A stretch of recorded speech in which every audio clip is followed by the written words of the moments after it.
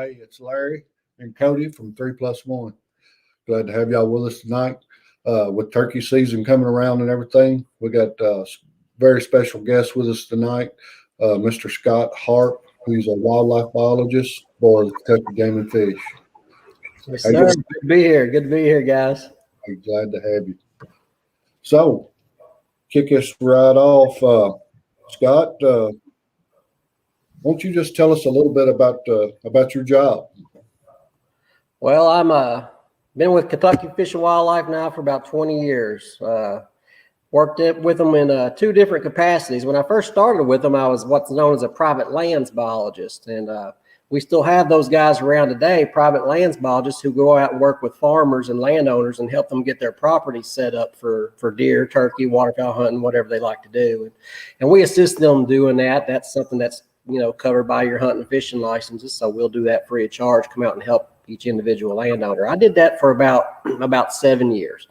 In the last 13 years, I've been what's called a regional coordinator. So I supervise all the biologists in a big chunk of the state, a fifth of the state, 27 counties, basically from LBL to Louisville is the region that I cover. And we got a lot of public land in my region, the Green River region that we manage, and 125,000 acres of public hunting opportunity there. And so we take care of that property, and it takes a lot of guys and gals to help do that. We got about 20 full-time people, 30 over the summer that we run to take care of those properties and to go out and visit the landowners and things like that. And the biggest thing that we do is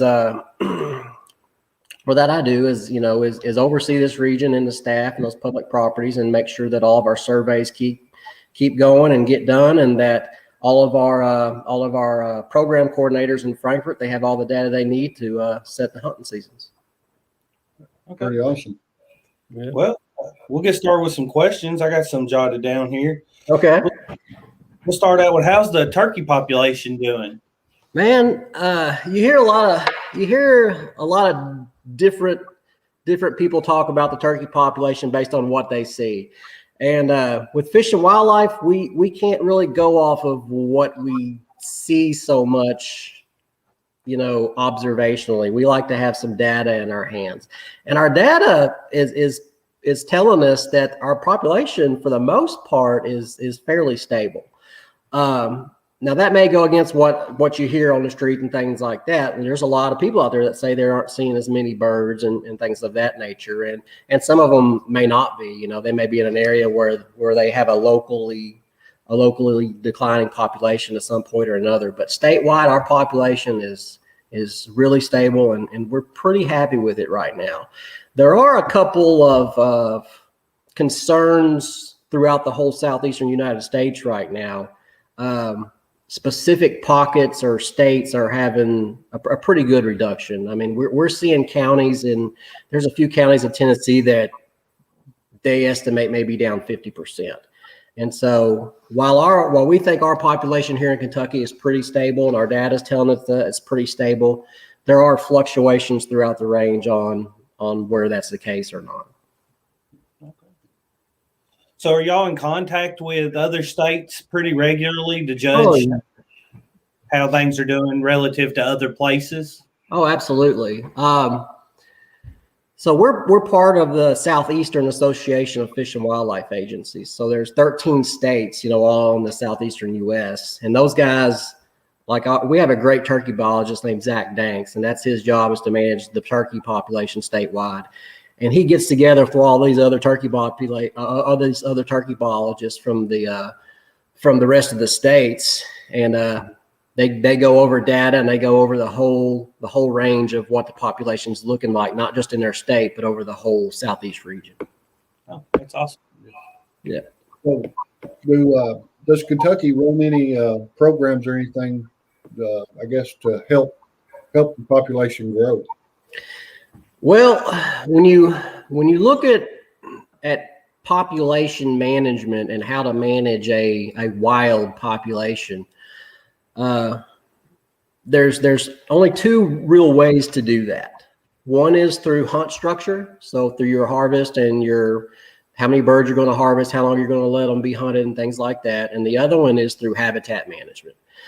So those are really the two ways that we manage wild populations. And so the key thing that we have with hunters and landowners being able to help us out is to better manage their properties for these animals. Like I said, I did that for 7 years, where I went out and met with landowners, all the time. I mean, a lot every year, and walk their farms and look at things. And one of the things that stood out to me mostly was the belief that what they had was excellent, or the best it could be, or in perfect condition. And it was almost never the case. We have some very smart individuals out there who are hunters and fishermen and things like that, but they may not be necessarily trained to look at some of the things that some of the biologists are, and to think about some of those things. Most of the guys that we go visit, they're worried about hunting. They want to increase their hunting success, to where when we're looking at it, we want to increase reproductive success, to make sure that those animals are breeding and populating and doing well. And so the best way that we can do that is through habitat management. And we do have those programs available to help landowners with their habitat management. Okay, that's nice. If somebody wanted to get in contact with y'all about how to, maybe having y'all come out and look at their property, give them some tips and help them, how do they do that? Our website's the easiest way to do it. I think you guys have the link. You can throw up a website link or put it in the comments later or something like that. But our website is the easiest way to do that. You can click on there and go to like wildlife, and underneath it, it'll have like a landowner section, to where landowners can click and see what's available to them. And a little form you can fill out, and they will shoot it to the biologist, and the biologist will contact you. And if you don't feel like digging through the website for that, you can absolutely just email the agency. Just email our info line, and they'll send it to the right person. They'll get a hold of you. Okay. It looks like we've got that on screen now for anybody interested. Awesome. I know you said that in some areas we were looking at maybe even up to 50% decrease in turkey populations. What's the main threat in causing this? Well, that 50% is specific locations, like specific counties, and not even in Kentucky. We've not seen anything like that. We've been very fortunate that almost all of our counties are holding stable and doing well. The actual cause for that is still up for debate. One thing about wildlife science is it's a very new science, and it's not like physics. You can't sit down and work a problem and come out with an exact answer. Anytime you look at ecological systems, there's 50 different things pulling and having an effect on that to produce that one output. And so it's something that we don't have a great grasp on in those areas. We are seeing not only what we think is, overall abundance decreases in those other states, but also reproductive decreases. And that's what's concerning, because that's obviously what affects the population in the end, is the reproductive success. How many poults are they having? How many chicks are they hatching, and are they making it to adulthood? And so there's a bunch of studies going on. Tennessee does a lot of studies on this, and there's several going on in the Southeast that are looking at just that. They're looking at that reproductive success, what's affecting poor hatch success, and if that's occurring, and how many of those poults are actually making it to survival, to adulthood, and if they're not, why? So that's one thing that's being looked at. Now, that doesn't directly answer your question. If I'm going to speculate, and of course that's all it is right now, because we haven't had that research come back to us yet. If you're going to speculate, one thing that we need to keep in mind is that we've only had turkeys in any numbers for 40, 50 years. In Kentucky, we were down below 1,000 birds.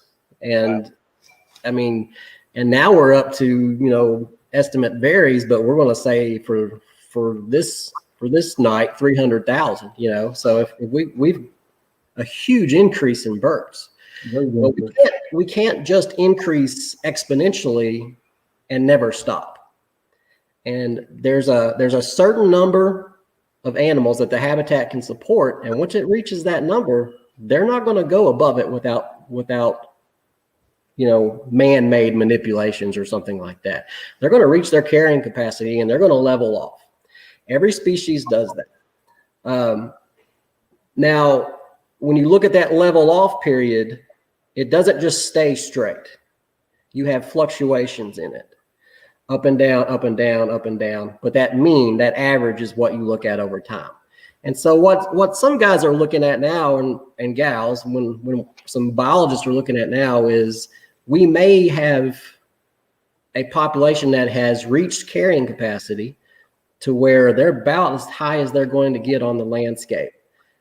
And the fluctuation between those annual population numbers is higher than what we would see with some other species.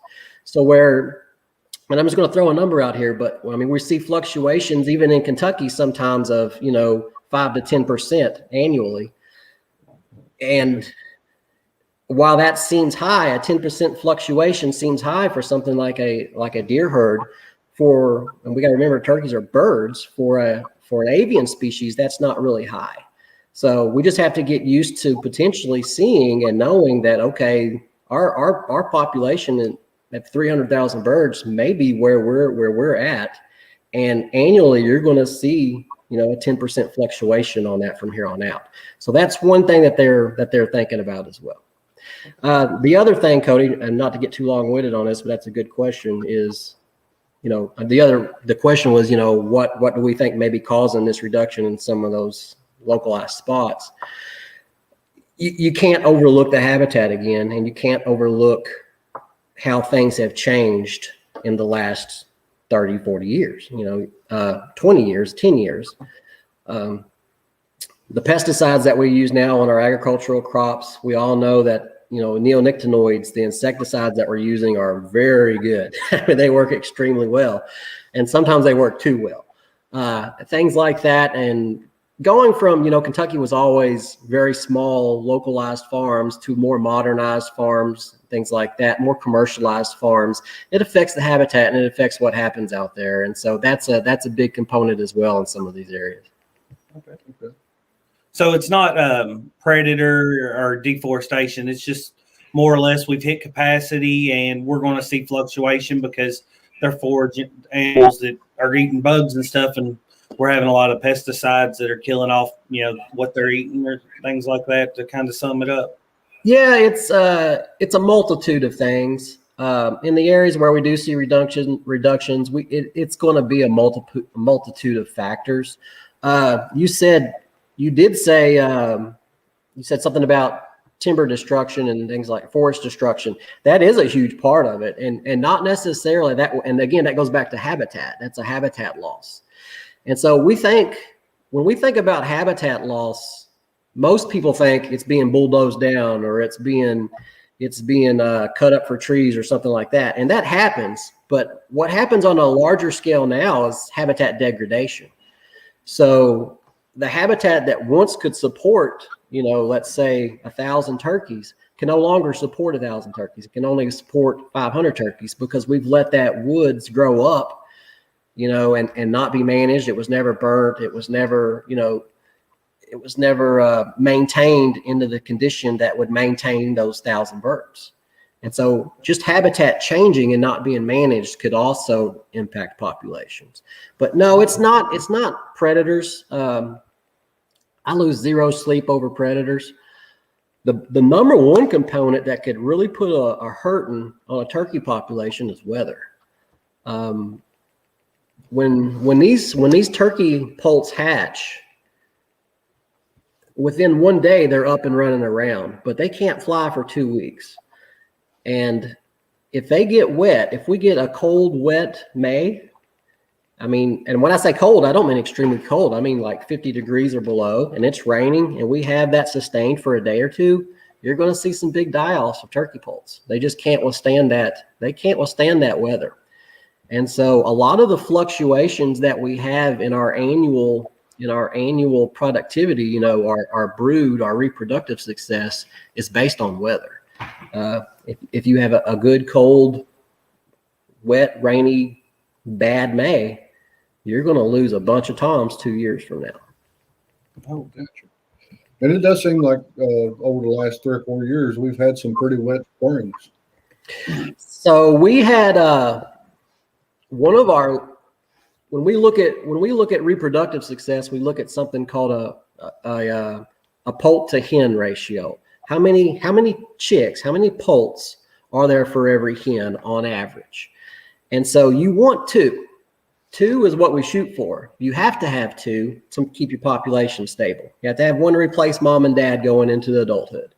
So you shoot for that ratio to be 2. And so every year when we do our brood analysis and we estimate that ratio factor, we always want to see 2. Back in, I think, 2017, it was like 1.5. It was low. That's not good. That's a declining population, statewide. But you got to look at the fluctuations that I was talking about annually, because the very next year it was up like in some areas 25%. Okay, so they can swing that much every year just based on weather. And so that's the big thing that we have to look at, is that factor. We want that factor right at 2 at least, because that gives us that good stable population. 2017, 2018, where we were a little low. 2016, 2017, where we were a little low. 2018, 2019, 2020, really high. So last year we had a great turkey harvest. I mean, we harvested almost 32,000 birds last year. 2 years prior to that reproductive poult to hen factor was of like 2.5. So that shows you the population's going up. And what's awesome is this is data that we collect. We can use it on an app on our phone, and we ask you guys to help us collect this. Any turkey hunters, anybody that's interested in giving us this data, it's an app you download to your phone. When you're driving around in July and August, when you see these turkey poults and these broods running around, you put it in that app and it sends us the data, and we use it to come up with that poult per hen number. So the more data we can get from your viewers or from hunters sending it in, the more accurate that'll be. Okay. But what's awesome is, so we'll have that data this summer, and you can graph that ratio, the poults per hen ratio, and pretty much have a great estimate on what your harvest is going to be 2 years from now. And so if that's the case, if we get a good opening weekend this weekend and it's pretty, I mean, I'm going to call it right now, we're going to break 32,000 if we have a pretty weekend, because 2 years ago we had a great hatch. Well, how many poults is a hen having to put on the ground to reach that two poults per hen ratio? It's pretty bad. I mean, you got just little hot pockets running around out there for everything to eat. Those birds, they can't fly at a minimum 2 weeks. So they got to be on the ground. They're pretty much on the ground for a solid month, but they can fly a little bit at 2 weeks. You look at the average nest size in Kentucky being 10 to 13 eggs. And this is going to scare you, but of every nest that we have that's out there on the landscape, 10 to 13 eggs, probably only 25% of them are successful. So you can immediately knock out 75% of our nest. Now, some of those hens will re-nest later in the summer, but usually that's a lower number of eggs and even lower success for that nest. So 25% or 75% of your nest immediately are pretty much not successful. Of the 25%, if you have a successful nest, let's say 10 chicks hatch out, if you have 25, if you have 3 of those make it the first month, you're doing probably about average. Okay. Well, so it's a lot. Yeah. I never remember that. It's kind of scary when you think about it. But that's why they're out there. All these hens are out there and they're laying nest, and 10 to 13 eggs. That's a lot of chicks. But with the realization that predation and mortality and weather and all that stuff is going to take out the vast majority of them. So we shoot for just 2. If we can get 2 on average for all the hens in the state, then we got a good stable population. Okay. great information. The predation, you mentioned the predation, and I'll go back to that a little bit because I know that's probably something a lot of you guys talk about and have viewers who talk about is predation. Again, we don't worry so much about predation because we've always had predation. Turkeys have always had something that eat them. Every poult that's out there on the landscape is getting hammered, and we know it.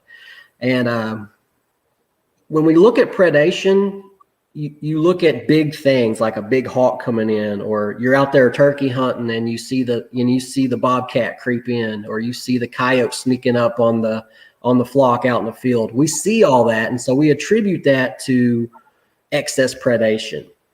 But truthfully, what do y'all think the number one predator is probably of a turkey?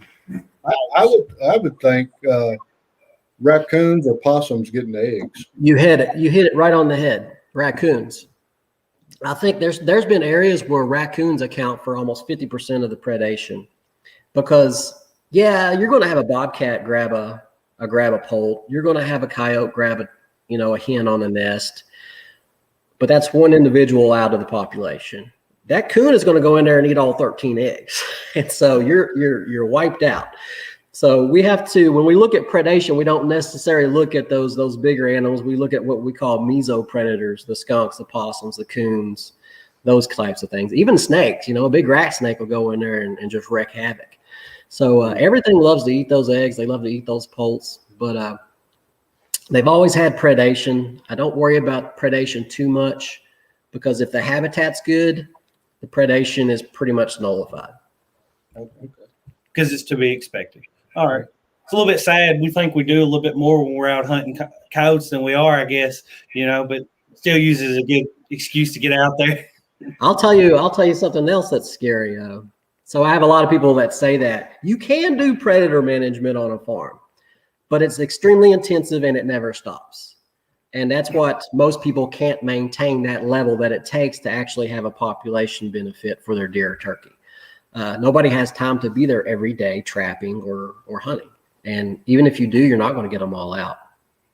So individuals that go out, and I do this too. I'm guilty as well. If I see a coyote out and I'm hunting, I'm probably going to whack that coyote.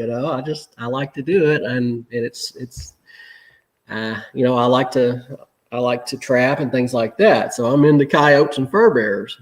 But you take that one coyote or two coyotes off your farm, the only thing you've done is give more resources to the other coyotes out there. And so they're going to have higher reproductive success because they've got more resources available to them. They got more room, they've got more food. So you taking out one coyote may actually produce 4 more the year later. That's scary. Yeah. I never thought of it that way. Yeah. Mm-hmm. It's definitely some good information. So what else do you have on there? If you had any tips, we'll go to actually hunting turkey. If you had any tips or tactics you would want to share yourself with some of the turkey hunters, what would that be? Man, I guarantee that you guys and a lot of other guys are probably out there better at hunting them than I am. I am a horrendous caller. But I'll tell you what, the worst caller that I've ever heard in the woods was an old hen. And I would have bet my life when I walked over this hill, there was going to be somebody down there calling, just making this racket. When I popped my head over, there's this hen turkey sitting there calling. So I don't worry about it anymore. I make my sounds, and if it works, it works. I'm a big fan of the I'm a big fan of the fan, of the reaper and things like that. We don't recommend that anybody stalk turkey. We don't want you to stalk turkey, especially if you're making calls and sounds. Obviously there's a safety factor there. But if you get busted or you can't break them in off that hen, man, you lift that fan up, and I've had great success with that. Yeah, fan them in. I'll be honest with you, I'm not going. You were talking about sneaking up on them. I always called it snooching. When I was young, that was my favorite way to kill them, was to sneak up on them. If I could catch them get over a rise, I'd take off running fast as I can, run over that rise and shoot them. Yeah, and that's the way to do it. You could kill some that way, but we just make sure everybody stays safe. Yeah, but it's just like you just said. some of the worst sounds out there ever is a hen turkey. Mhm. Tell you one hunt I remember like it was yesterday. I'll never forget it.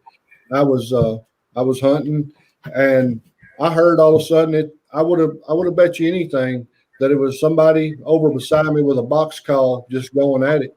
Yeah. She finally showed up, and it was a hen. And Yeah. I would have promised you it was somebody with a box call just hammering on that thing. Right. Right. Yeah. Is there anything that if you could make the changes, you had the final say so, you would change about Kentucky's hunting season for turkey? Oh man. I've got ideas in my head, a couple of things that I would like to do, but I'm not the turkey guy. And so I'm not going to steal his thunder. He's got a couple of things in lined up that he's looking at, but a lot of it depends on this new research that us and a lot of the other states are doing on this reproductive component. But I'll tell you another thing that they're looking at, and this isn't Kentucky, it's more regionally, the whole Southeast, is the timing of seasons, the timing of when we go hunt and compared to other states as to when the turkeys are on the nest or starting their laying. And so there's what's that? Are you getting me excited here thinking my season might come in earlier? Oh no. Oh my goodness. I'm saying there are others. There is a big push in the research right now to look at that timing, because truthfully, some of the states that are showing some of these declines in abundance and reproductive are some of the more liberal states that start earlier.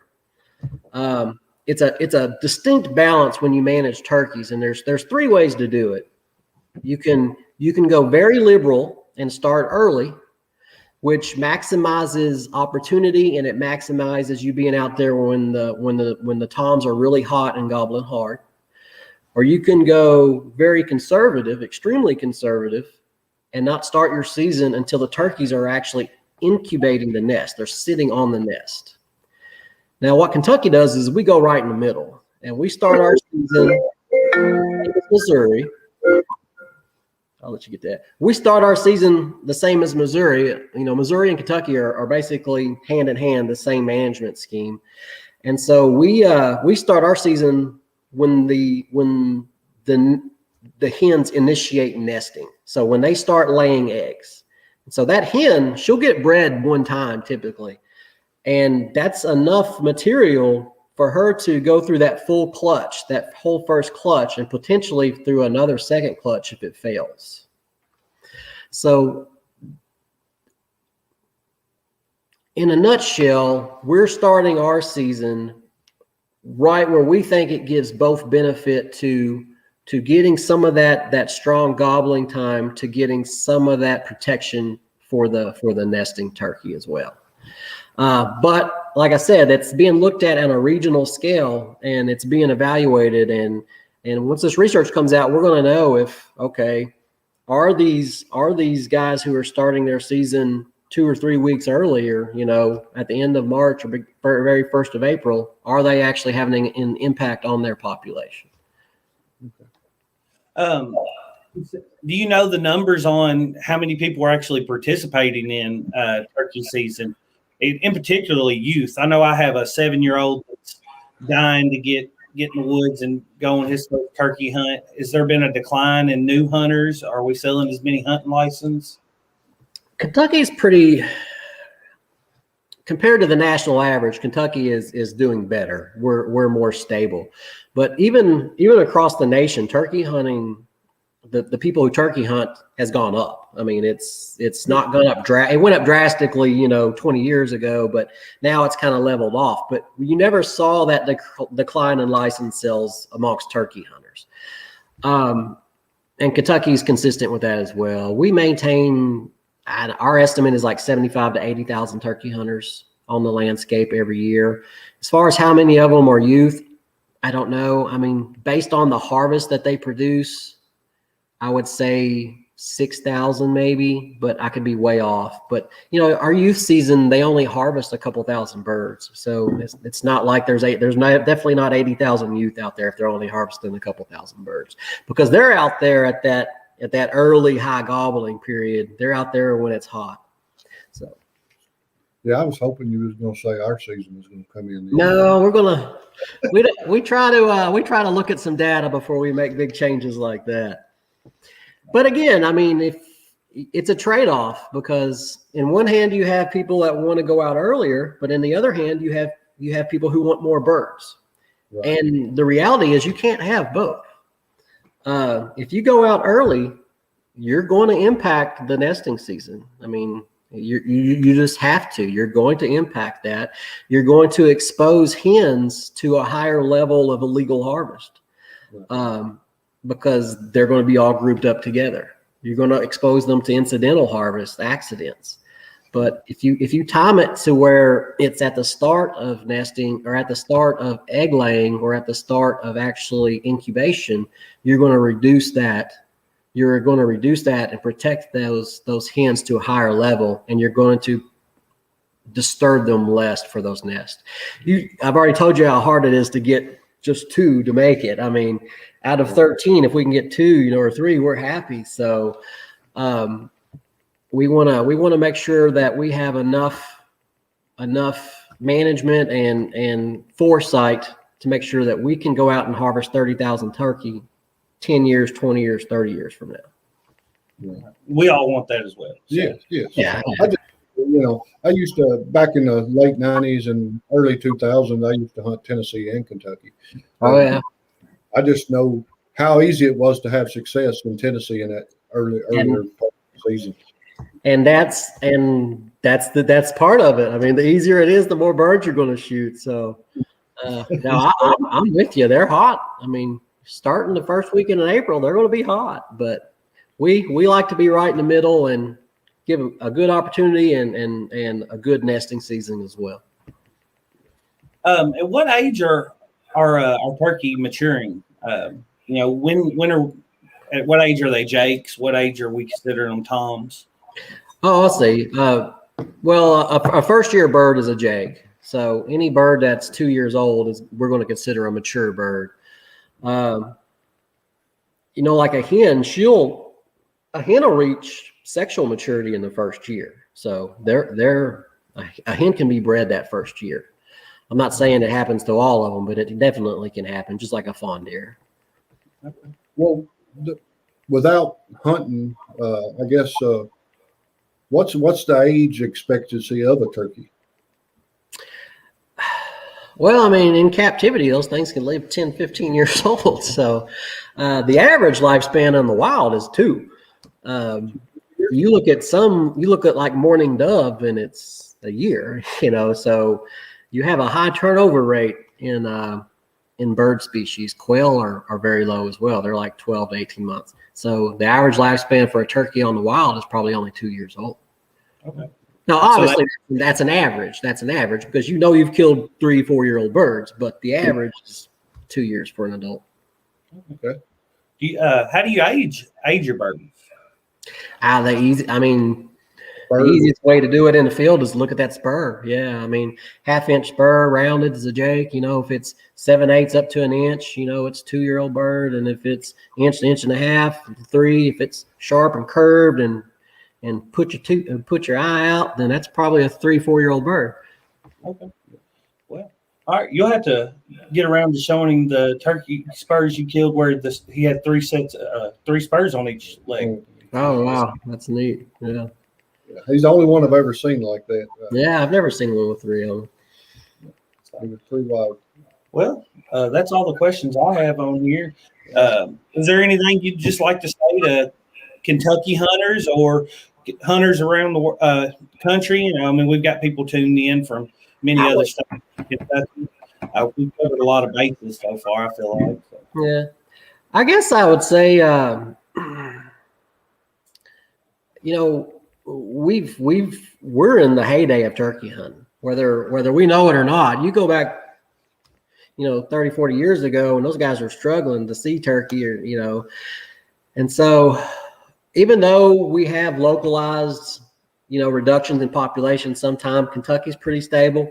We like where we're at. We want to get a better grasp on that reproductive success and see what's going on there.